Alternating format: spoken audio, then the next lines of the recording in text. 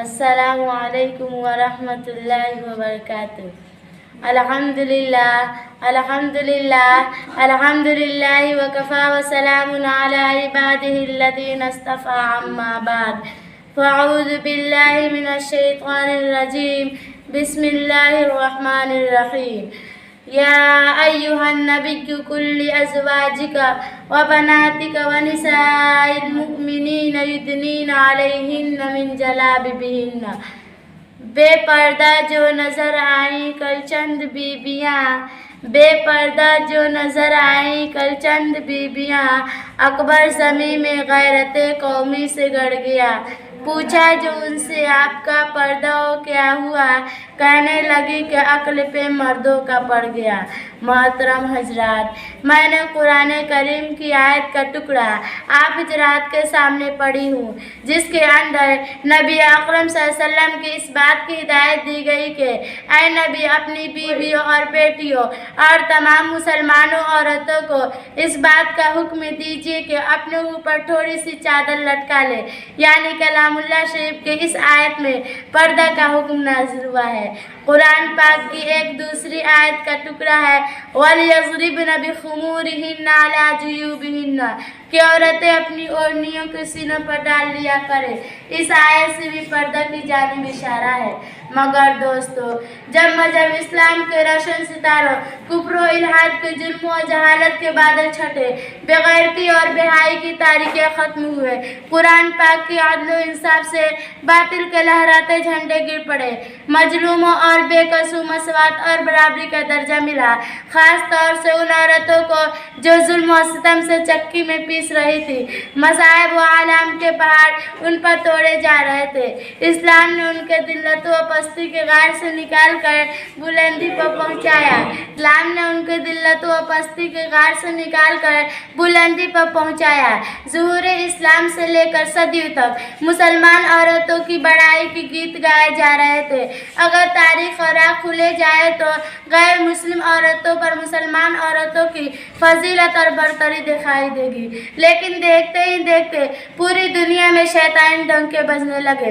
مسلمان عورتوں کو مکاری و عیاری کے فندے میں پھنسانے کے ارادہ ہونے لگے۔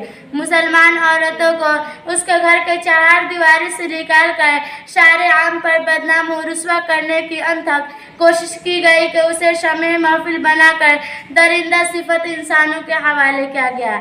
پردہ کی مخالفت میں لاکھوں صفحات سیاہ کر دیے گئے۔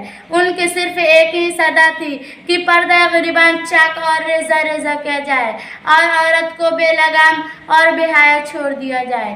چنانچہ خواہشات کی ان پٹھوں کی آرزویں پوری ہوئی اور انہوں نے آہستہ آہستہ مسلم خواتین کو بہکا لیا، اور مسلم عورتوں نے بھی پردہ جیسی عظیم نعمت کو پیچھے ڈال کر مردوں کے ساتھ کندھے سے کندھا ملا کر چلنا شروع کر دیا۔ پھر نہ پوچھے اسلامی معاشرہ میں کن کن خرابیوں سے دوچار ہوا ہے، کتنی مصیبتوں اور آفتوں کا سامنا ہوا ہے۔ بدکاری و زناکاری عام ہوتی چلی گئی، مکانوں اور دکانوں، بستیوں اور بیابانوں میں برائیاں ہی برائیاں نظر آنے لگی۔ محترم دوستو، اگر اسلام دشمن طاقت یورپ امریکہ کے پردہ کے خلاف نعرہ بلند کرے تو ہمیں اس پر کوئی تعجب حیرانی نہیں، چونکہ اسلامی تعلیمات کو ہر طرح سے بدنام کرنا ان کا شیوا بن چکا ہے۔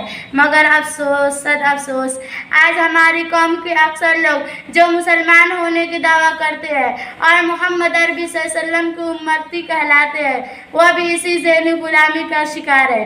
خاص طور سے انگریزی تعلیم یافتہ طبقہ تو اس میں زیادہ مبتلا ہے۔ وہ بھی پردہ کے معاملہ میں اسلام ودوش بدوش چل رہے ہیں۔ کسی شاعر نے ایسے ہی لوگوں کے بارے میں کہا کہ انہی کی محفل سنوارتا ہوں چراغ میرا ہے رات ان کی، انہی کی محفل سنوارتا ہوں چراغ میرا ہے رات ان کی، انہی کی مطلب کی کہہ رہا ہوں، زبان میری ہے بات ان کی۔ محترم دوستو، آج پردہ کو مسائل کو لے کر مناظرے بازی اور مجنون نگاریاں ہوتی رہتی ہے۔ پردہ خلاف تحریکیں چلتی ہے، پردہ کو حماقت بتلایا جاتا ہے، کہا جاتا ہے کہ پردہ قید ہے، پردہ کی وحشیت بتایا جاتا ہے۔ آج مغربی تہذیب نے بھی عورت کو شرم و حیا کی دولت لوٹ لیا ہے۔ کہتے ہیں کہ پردہ کرنے سے ترقی نہیں ہو سکتی۔ نتیجہ یہ ہے کہ آج ہمارے خاندانی معاشرتی نظام تباہ ہو چکا ہے، اخلاق و عادات کے شرم و حیا کی جنازہ نکل چکا ہے۔ یہی بات عجیب ہے، جس نے عورت کو چراغ خانہ بننے کے بجائے اس کے اندر شمع محفل بننے کا جذبہ ابھارا ہے۔ رواج بے حجابی خوشنما کانٹوں کی مالا ہے، رواج بے حجابی خوشنما کانٹوں کی مالا ہے، نئی تہذیب ہوشیاری یہ تاریخ اجالا ہے۔